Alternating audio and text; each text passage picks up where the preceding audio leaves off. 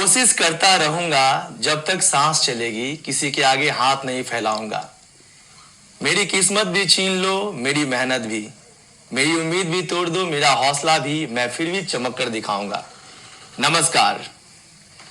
दूरदर्शन केंद्र मुजफ्फरपुर के युवा जगत कार्यक्रम में आप लोगों का बहुत बहुत स्वागत है।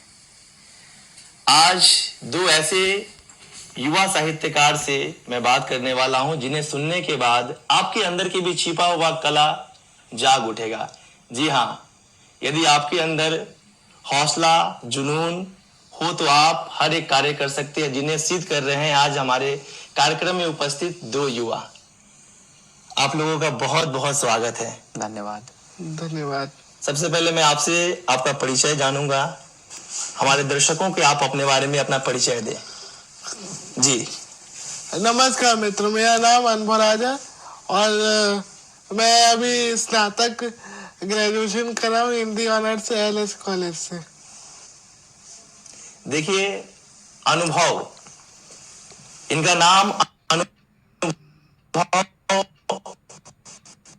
अनुभव से ही पता चलता है। बहुत ही कम उम्र में इन्होंने एक पुस्तक की रचना की और इतना ही नहीं, दिव्यांग होने के बाद भी इनका जो जुनून है, हौसला है, आज इन्हें देखकर न जाने कितने युवा प्रेरित हो रहे हैं। क्या कुछ आपकी प्रारंभिक शिक्षा रही, हमारे दर्शकों को बताएं आप। प्रारंभिक शिक्षा तो जैसा आप देख रहे कि मैं डिसेबल हूँ, मैं चल नहीं सकता, तो मुझे ज़्यादा स्कूल जाने का मौका नहीं मिला। पर मेरी मम्मी घर पे ही बिठाकर मुझे पढ़ाया करती थी। हालांकि मैंने 8 क्लास तक दिल्ली में पढ़ाई की, क्योंकि जब मैं 4-5 साल का था तब मम्मी ने कोशिश की थी कि यहाँ के स्कूलों में एडमिशन करवाया जाए। और लेकिन हमारा दुर्भाग्य आप देखिए कि जहाँ भी एडमिशन के लिए मैं गया हूँ, ना तो वहाँ पे रैंप की फैसिलिटी थी, ना वहाँ का इंफ्रास्ट्रक्चर ठीक था। और स्कूल वाले मुझे ये कहकर बोलते थे कि अरे आप इसको घर पे ही रखिए, यहाँ के बच्चों के साथ ही घुल मिल नहीं पाएगा। तो ज़्यादातर प्रारंभिक शिक्षा मेरी घर पे ही हुई है। मेरी मम्मी मेरी मम्मी टीचिंग लाइन में है, तो उसने मुझे घर में ही बिठाकर जो प्रारंभिक शिक्षा होती है घर में ही दी मुझे। तो ज्यादा इस तरह स्कूल जाने का मौका नहीं मिला। तो आपने सुना अनुभव को, इनका जीवन कठिनाई से भरा हुआ था। इनकी माँ हमेशा इनका सहारा बनकर लड़ी और इनका साथ दी। अच्छा अनुभव जी, आप ये बताएं कि आपके जीवन में सबसे ज्यादा मोटिवेट आपको किसने किया? मोटिवेट वैसे तो पूरे परिवार, जो है मेरे पापा, मेरी मम्मी, पूरे परिवार करते हैं। लेकिन इसमें सबसे ज्यादा सपोर्ट आप कह सकते हैं कि मेरी मम्मी जो है वो मेरी रीढ़ की हड्डी है। अगर वो मेरे साथ नहीं होती तो मैं आज यहाँ नहीं बैठा होता। और जितनी भी उसने स्ट्रगल की मेरे लिए, जो भी मुश्किलें आई, सब चीज में मेरे साथ खड़ी रही। तो आप कह सकते हैं कि मेरी माँ एक मेरे लिए मोटिवेशन है और वही मेरी अच्छी दोस्त है। क्या बात। वाह, क्या बात। मेरी माँ और मेरी बहन। देखिए अनुभव जी, आपने अपने रचना का, आपने कविताएं लिखा, तो मैं चाहूंगा कि आपके लिए माँ ने बहुत कुछ किया और माँ बच्चे के लिए बहुत कुछ करती है। तो हमारे दर्शकों के कविता के माध्यम से माँ के लिए 2 शब्द आप अपने। सबसे पहले मैं बताना चाहूंगा हमारे दर्शकों को, जितने भी लोग मुझे देख रहे हैं, कि मेरी ये एक पुस्तक है चिड़ियों का स्कूल, जो कि 2022 में प्रकाशित हुई। और मेरी एक छोटी सी, मेरी पहली कविता भी आप इसको कह सकते हैं। मेरी छोटी सी एक कविता है माँ, जो कि एनसीईआरटी के सिलेबस में डाली गई है और सेकेंड क्लास के बच्चे इसको पढ़ते हैं। आज एनसीईआरटी के पाठ्य पुस्तक जो सेकेंड क्लास की जो किताबें हैं उसमें डाली गई है, तो मैं उसी से शुरुआत करता हूँ। बिल्कुल बिल्कुल। माँ तुम कितनी भोली भाली, कितनी प्यारी प्यारी हो, माँ तुम कितनी भोली भाली कितनी प्यारी प्यारी हो, दिल से सच्ची मिश्री जैसी, दिल से सच्ची मिश्री जैसी, सारे जग से न्यारी हो। माँ तुम कितनी भोली भाली कितनी प्यारी प्यारी हो, मेरे मन में जोश तुम्ही से तुमसे ही प्रकाश, मेरे मन में जोश तुम्ही से तुमसे ही प्रकाश, मुझ में साहस तुमसे आता, मुझ में साहस तुमसे आता, तुम पर ही विश्वास। माँ तुम कितनी भोली भाली कितनी प्यारी प्यारी हो। क्या बात, क्या बहुत बात बढ़िया। है, क्या बात है। तो ये मेरी पहली कविता, जो कि मेरे लिए बहुत सौभाग्य की बात है कि एनसीईआरटी तो बहुत बड़ी चीज है मेरे लिए। सबकी कविताएं वहां तक नहीं पहुंच पाती, बट मेरे लक ने मेरा साथ दिया, और आज बच्चे इस कविता को बड़े आनंद से पढ़ते हैं। अच्छा अनुभव जी, अभी तक आपको कई पुरस्कार भी मिला है, तो आप हमारे दर्शकों को बताएं कि आपको अभी तक कौन कौन सा पुरस्कार मिला है। कौन कौन से पुरस्कार में, तो देखिए, एक डीक से मुझे मिला है श्री ज्ञासी राम गोयल बाल साहित्य सम्मान 2023 में, और अभी मैं जयपुर गया था, दिव्यांग जगत एक संस्था है, तो वहां से भी मुझे बहुत प्राइज मिले। तो ऐसे बहुत सारे अनगिनत सम्मानों से मुझे नवाजा गया है। बहुत बहुत आपने एक पुस्तक लिखा है चिड़ियों का स्कूल, और आगे भी आपकी तैयारी चल रही है। जी, अभी आपने डीएलएड किया, डीएलएड डीएलएड किया, आगे का क्या आपका प्लानिंग है? अभी मैं डीएलएड जैसा मैं कर चुका हूँ, 2022 में मैंने डीएलएड की शिक्षा प्राप्त की।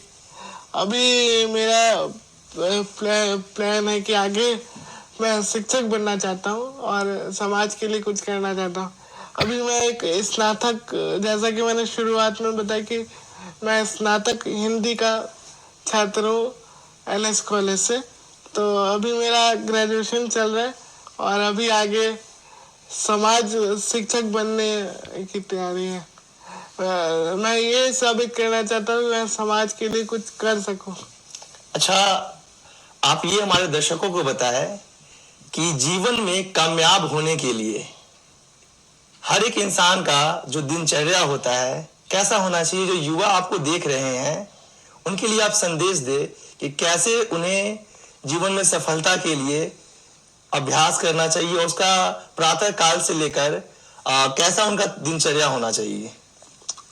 युवा के लिए मैं एक कविता के माध्यम से मैं सुनाना चाहूंगा, उससे उनको हौसला भी मिलेगा। बिल्कुल। पहले मैं अपनी कविता सुना देता। माना हूँ कमजोर मगर मैं हूँ मजबूर नहीं, माना हूँ कमजोर मगर मैं हूँ मजबूर नहीं, मंजिल मेरी बहुत कठिन है लेकिन दूर नहीं, माना हूँ कमजोर मगर मैं हूँ मजबूर नहीं, मंजिल मेरी बहुत कठिन है लेकिन दूर नहीं, ये पीड़ा के आंसू मुझ में और ही आग भरेंगे, ये पीड़ा के आंसू मुझ में और ही आग भरेंगे, हिम्मत मेरी और बढ़ेगी जितने दर्द बढ़ेंगे, हिम्मत मेरी और बढ़ेगी जितने दर्द बढ़ेंगे, ठाना है ये मन में अब तो है ये फितूर नहीं, ठाना है ये मन में अब तो है ये फितूर नहीं, मंजिल मेरी बहुत कठिन है लेकिन दूर नहीं, माना हूँ कमजोर मगर मैं हूँ मजबूर नहीं, पंख है मेरे कोमल फिर भी नापना नभ है मुझको, पंख है मेरे कोमल फिर भी नापना नभ है मुझको, सांस की डोरी को थामे आगे बढ़ना मुझको, मैं थम जाऊं लक्ष्य से पहले, मैं थम जाऊं लक्ष्य से पहले, ये मंजूर नहीं, मंजिल मेरी बहुत कठिन है लेकिन दूर नहीं, क्या बात। माना हूँ कमजोर मगर मैं हूँ मजबूर नहीं। तो मेरी ये दूसरी कविता, क्योंकि मैं ये संदेश देना चाहूंगा मेरे जैसे जितने भी युवा, जो भी लोग मुझे देख रहे हैं, हम दिव्यांगों, जो मेरे बच्चे होते हैं, मेरे जैसे बच्चे होते हैं, तो उनकी जिंदगी में बहुत चले जाते कि कहीं भी जाओ तो उनको बहुत कठिनाइयों का सामना करना पड़ता है। कहीं आप चले जाओ तो इंफ्रास्ट्रक्चर ठीक नहीं है, कहीं अब चले जाओ तो लोग, बेसिकली लोग दिव्यांग जैसे हमारे बच्चे, हमारे जैसे बच्चे होते हैं, लोग उनको हंसी का पात्र समझते हैं। लेकिन मैं ये कहना चाहूंगा कि अगर हौसला कर ले तो हम आगे बहुत कुछ कर सकते हैं। हम लोग हंसी के पात्र नहीं है। आपने दो वर्ड आपने सुने होंगे, सिंपैथी और एम्पैथी। तो हम लोग को सिंपैथी नहीं, हम लोग को एम्पैथी चाहिए, ताकि अगर हमें भी मौका मिले तो हम अपने अपने देश का नाम ऊंचा कर सकते हैं। बहुत बहुत तो शुभकामनाएं। आपने अनुभव जी को सुना, जैसे इन्होंने बताया कि यदि आप परेशान हो या फिर आप दिव्यांग हो, लेकिन आपके अंदर जुनून हौसला हो तो आपको कोई नहीं रोक सकता। मंजिल आपके करीब है, बस आपके अंदर हौसला होना चाहिए, जुनून होना चाहिए। आपने अनुभव को सुना। अनुभव मैं आप चाहूंगा कि एक और आप कविता के माध्यम से जो युवा आपको देख रहे हैं, वैसे युवा जिन्हें लगता है कि मैं कुछ कर नहीं सकता, उनको क्या बोलकर आप प्रेरित करना चाहेंगे वैसे युवाओं के लिए? वैसे युवाओं को मैं एक अपनी माननीय हरिवंश राय बच्चन साहब की एक कविता मुझे याद आती है। बहुत बड़ी कविता है, पर मैं उसकी दो लाइन आपको सुनाना चाहूंगा कि लहरों से डरकर नौका पार नहीं होती, लहरों से डरकर नौका पार नहीं होती, और कोशिश करने वालों की हार नहीं होती। लहरों से डरकर नौका पार नहीं होती, कोशिश करने वालों की हार नहीं होती। बहुत बहुत शुभकामनाएं। बहुत बहुत धन्यवाद। आपको सुनकर बहुत अच्छा लगा और हमारे दर्शक, उन्हें भी बहुत कुछ आपसे आज सीखने को मिला। कल से करूंगा, लेकिन कल तो आता ही नहीं है। जी बिल्कुल सही। मैं भी कहना चाहूंगा कि हम लोग अगर कल के चक्कर में रहेंगे जी तो बिल्कुल, कल तो आएगा, लेकिन वो आज बन के आएगा। आज बन के आएगा। तो मैं ये कहना चाहूंगा, आपकी बात को भी मैं कह रहा हूँ कि मैं ये कहना चाहूंगा कि युवा अपने लक्ष्य पे ध्यान दें। उनका लक्ष्य पढ़ाई लिखाई और माँ बाप की देखभाल, इधर उधर के चक्कर में ना भटके। बिल्कुल जी, लक्ष्य ने अभी मैं आपकी बातों को सुन रहा था तो आपने अभी सोशल मीडिया की बात की, जी, जो आजकल युवा भटक रहे हैं उसकी बात की। तो मैं एक छोटी सी कविता अपनी सुनाना चाहूंगा कि मैं सोशल मीडिया का कैसे यूज करता हूँ और मेरा टाइम कैसे करता है। जी, तो घर बैठे मैं बोर हो गया, दे दो मोबाइल। घर बैठे मैं बोर हो गया, दे दो मोबाइल। लंबी चौड़ी बात करूंगा, कर नंबर डायल। घर बैठे मैं बोर हो गया, दे दो मोबाइल। मम्मी तो घर के कामों में व्यस्त रहती है, मम्मी तो घर के कामों में व्यस्त रहती है। ऑनलाइन कक्षा से दीदी पस रहती है, मम्मी तो घर के कामों में व्यस्त रहती है। ऑनलाइन कक्षा से दीदी पस रहती है। अर्जी अपनी मोबाइल की कहाँ करूँ फाइल। घर बैठे मैं बोर हो गया, दे दो मोबाइल। मोबाइल से जब भी चाहूँ गाना मैं सुन लूँ, मोबाइल से जब भी चाहूँ गाना मैं सुन लूँ। यूट्यूब पे वीडियो देखूँ, गूगल से गुन लूँ। बिन उसकी मैं पंगु जैसा खो गई स्माइल, बिन उसकी मैं पंगु जैसा खो गई स्माइल। घर बैठे मैं बोर हो गया, दे दो मोबाइल।